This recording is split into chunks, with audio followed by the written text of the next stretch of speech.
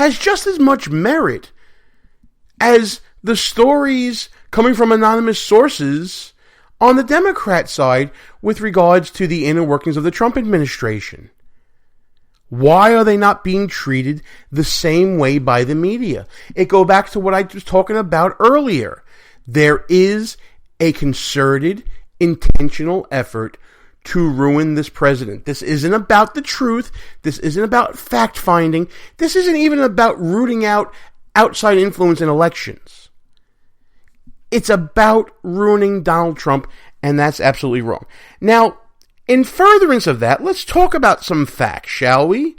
Let's talk about what the National Security Advisor, the NSA chief, I should say, the National Security Agency chief, has said with regards to this Trump-Russia connection. If you recall, the FBI and the CIA has said with high confidence that there is a connection between Trump and Russia, with Trump being Russia's preferred candidate.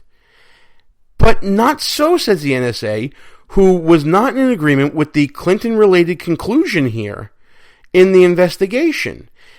And NSA agency chief NSA director, I should say, Admiral Mike Rogers, was on Capitol Hill explaining himself, and he called it a discrepancy. He wouldn't call it a discrepancy, even though Elizabeth Warren wanted it to be. He calls it an honest difference of opinion between three different organizations, and in the end, he made the call that the conclusion that the FBI and the CIA said was a high-confidence conclusion regarding the connection between Trump, his campaign, and Russia turns out to be more of a moderate connection.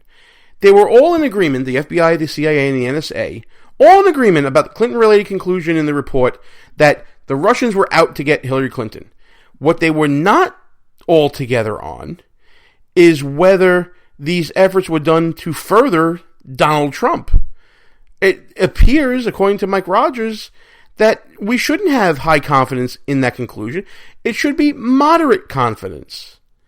And that brings up a huge point, folks. We're talking about all this intelligence and national security-related documentation and information. But at the end of the day, it all comes down to the person at the head of the agency and the conclusion that they draw. And clearly, given this discrepancy between FBI, CIA, and NSA, you can have reasonable people differ on the conclusion. That means, folks, reasonable people can disagree about Donald Trump and his handling of certain matters within his campaign and within his administration. That's the bottom line. You can have all the anonymous sources you want, but at the end of the day, you're dealing with people and their interpretations of information, which just means one or two things here. Number one, I'm going to have a lot to talk about in the coming weeks and months, because interpretation of facts and circumstances, that's our bread and butter here behind enemy lines. I mean, come on, we're gonna be up the yin-yang when it comes to interpretation of fact. It also means that nobody has an exclusive ownership of truth. Truth is in the eye of the beholder. And when you're offering something for the truth of the matter, don't come at me with edited transcripts of what people told you were in a document that you can obviously get yourself. Don't come to me with secondhand information from lower-level government employees when you can have access to the first-hand information and a direct source.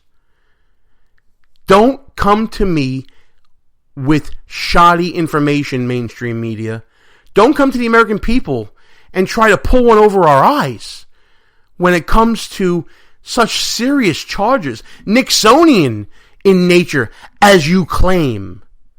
Don't come at us with this nonsense, this garbage, this shoddy work, this lazy work. Because we're not having it anymore. And to the American people out there listening to the show, well, if you're listening to the show, you're obviously a higher class of human being and highly intelligent and probably good looking as well. But to those of you out there consuming this garbage, don't regurgitate it just because it's out there. And don't spew it as truth. Don't cling to it like President Obama would claim that conservatives were clinging to their guns and their Bibles. Investigate for yourself. Don't be an automaton. I say this to all sides. Because I have friends who are liberal. I have friends who are Republican, conservative, centrist. They run the gamut. Don't be an automaton to the media. Use your brain. God gave it to you for a reason. And it is to reason and to think and to come up with things for yourself. That's what it comes down to, folks. The reason why we do the show Behind Enemy Lines is not only to entertain, and I think we do a fairly good job of that, but it's also to wake you up.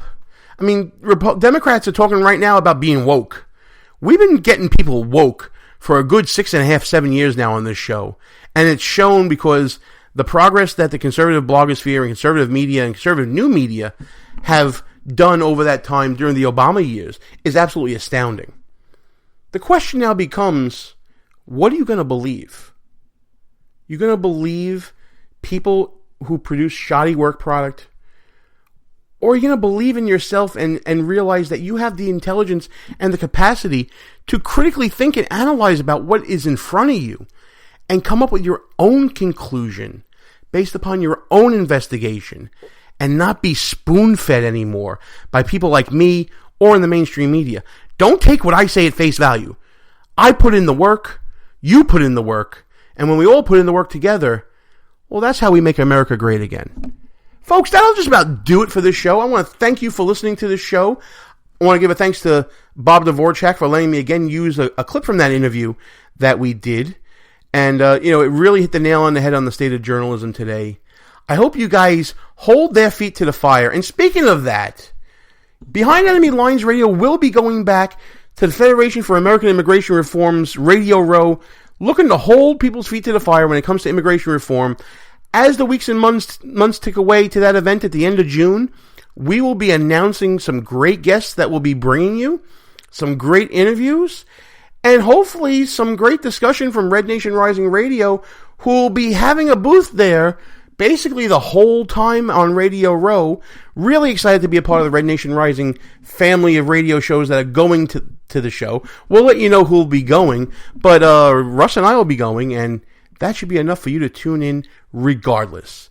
But until then, and until next week, folks, it's time to shut this sucker down. Gene Baradelli, Behind Enemy Lines, live from the People's Republic of New York.